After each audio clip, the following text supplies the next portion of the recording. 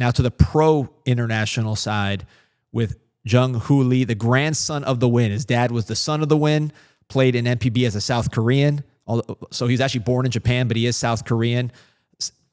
Similar profile when you just look at different position, but when you look at the way he's getting it done to Wilson, as far as a lot of contact, he's not exactly, registering these huge VAT speeds, this huge exit velo, but he's not striking out, not walking, just a lot of contact. Great athlete, better athlete than Wilson, really 96th percentile base runner, made some nice plays at center field. A guy like Jung Lee, who you don't know how it's going to, I can't think of too many center fielders that have come from Asia. I always thought Ichiro, you'd think he would play there because of his speed, but that never happened. So people weren't exactly sure what was going to happen with Jung Lee, but now we're seeing some consistent production. I think Ichiro could have played a lot of really good center field. I think it was just the distribution. I think in the Franklin Gutierrez was like one of the best back in that day. So there's that first. I think what you're seeing is you're seeing a maturation of the KBO as like a real offensive league where guys like, you have to get good at hitting. We had Lewis Brinson in here talking about Japanese pitching.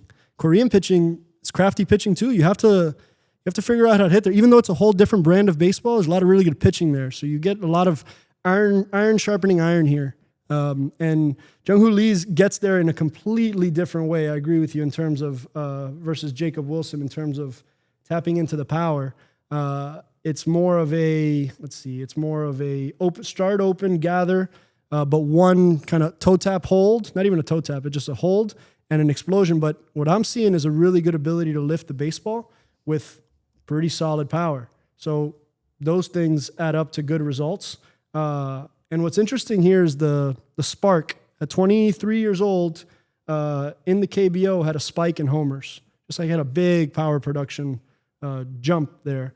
And I'm sure that buoyed a lot of, him going into major league free agency as a player that could plug and play transition, and I don't want to say that it's unprecedented. I remember Shin-Soo Choo came in and had a lot of really good years, made a lot of really good money as a Korean player making the transition. But this one seems like it's here to stay, and that's a good team right now that he's like one of the main engines for, one of the main drivers for, and there's value coming all across the field. Hitting, but especially base running. It's not just the defense. He's like an elite level base runner, as well as providing some power, high squared up percentage, doesn't strike out. Interesting. We spent a lot of time talking about how acceptable the strikeout is, and we just spent time talking about three guys who have completely limited striking out and are finding major league value. So showing that there's a path that doesn't involve striking out to major league value. I don't know that path equals most dollars. I think homers, extra base, high on base, ball in the seats, Juan Soto kind of area, that's still where you want to live. But I don't know, to all the guys that hate on how much strikeouts there are, here are guys like doing it differently and having success. And look, we're talking about center fielder, we're talking about shortstop player. But no, this could be, talk about stars. He has a nickname with the grandson of the Win. That's great. He's in San Francisco. Obviously, he's an Asian player from Asia. Yep. So geographically, he's in a marquee franchise.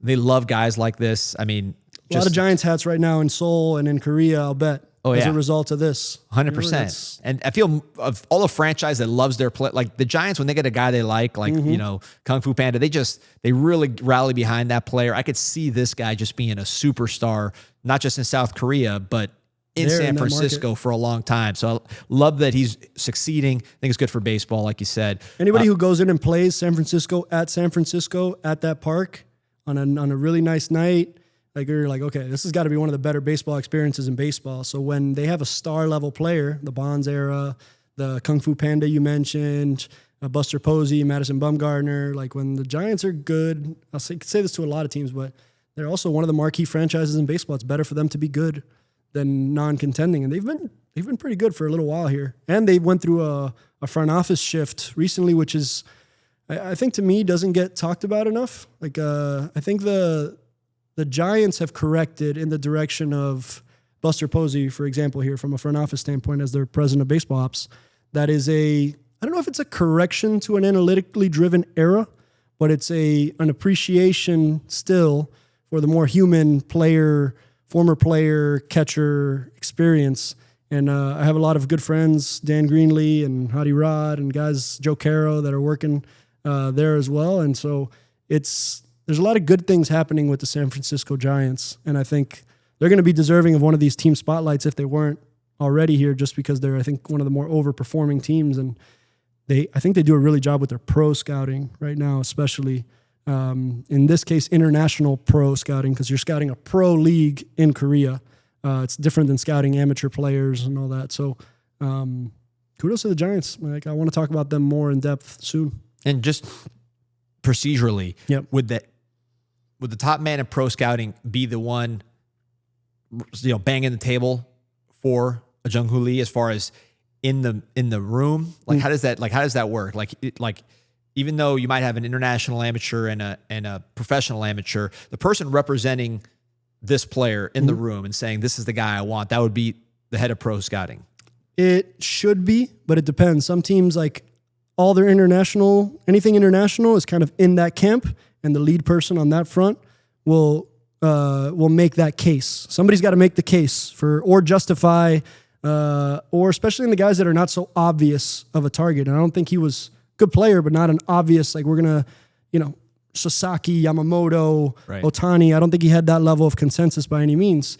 So it depends, because some teams split that. Some teams just have an international professional department and an international amateur department, because they're two different ways of operating. International professional, I think NPB in Japan, KBO, Taiwan, the Cuban players you always have to be mindful for in terms of professionals. But sometimes that structure flows all through the professional scouting side, which is the scouting department that scouts other teams. Now, other teams in this case is KBO and NPB. I've seen that happen as well, so it depends on the structure here. But I think it all filters and funnels through the pro scouting side one way or another, because you're doing a professional scouting evaluation. You're not doing an amateur scouting evaluation. So in this case, pro scouting's got to get involved at some point, I think. But the best ones have both pro and international kind of coming together on, like, okay, what amateur process did you have from when he was coming up? Let's merge that now. If you're already the one going to Japan, let's give you pro coverage to see this guy, or going to Korea. Let's give you the international director that maybe he's only going to see amateurs. Maybe he'll go in and give a layer of evaluation on a professional player. So teams kind of mix and match it in terms of how their Asian operations are structured, but it's still a pro evaluation. So I would imagine the pro scouting director is either driving this ship or driving this argument, or at least taking his pro scouting department's filter to whatever the amateur international department's bringing up. And this one feels like all hands on deck at a major league free agency level. And it's kind of like college scouting too, right? In that Yep. they're playing games, it's not showcases and stuff like Right. that, but you have to project, how does this league translate Correct. here, right? So it's kind of interesting, the different ways to get to a baseball team and all the different approaches you need to use for these different players. It's not one size fits all. I love it. I love that you can construct your team in all of these different ways, because to me it puts into question you have to be bad to then get good draft picks to then be good. No, you have international departments, you have pro scouting departments that can always be doing things at different. So he gets signed at 25 or 26, right? As a international free agent. Any team could have participated and gotten Jung Lee. Now they weren't a bad team that would then like have a good draft pick, and therefore you got to wait for that bad team to stockpile draft picks. No, international can contribute. Pro scouting, minor league free agency can contribute. Major league free agency. How many times we've seen a guy on a 1-year basis go somewhere and establish, and like the Rays do this all the time, where like a guy shows up for 1 year in the Dodgers and he'll make himself some money in that 1 year by having one really good year. Who scouted that to like have an immediate impact that you didn't draft that player? You didn't pay him some crazy free agency dollars. Like the Gleyber Torres, for example, kind of a middle tier free agent, having a huge outcome here. Jung Lee is kind of the equivalent of a middle tier free agent doing day one, like big war impact. And so I don't know. I contest that you have to be bad in baseball to then be good. I really do. I think it's a little easier, but I like the lottery stuff where it incentivizes you from not being at the bottom of the league, and nobody wants to be there. But I think some teams express like a different comfort of being in that tier when you can supplement all these different ways to have a good major league roster.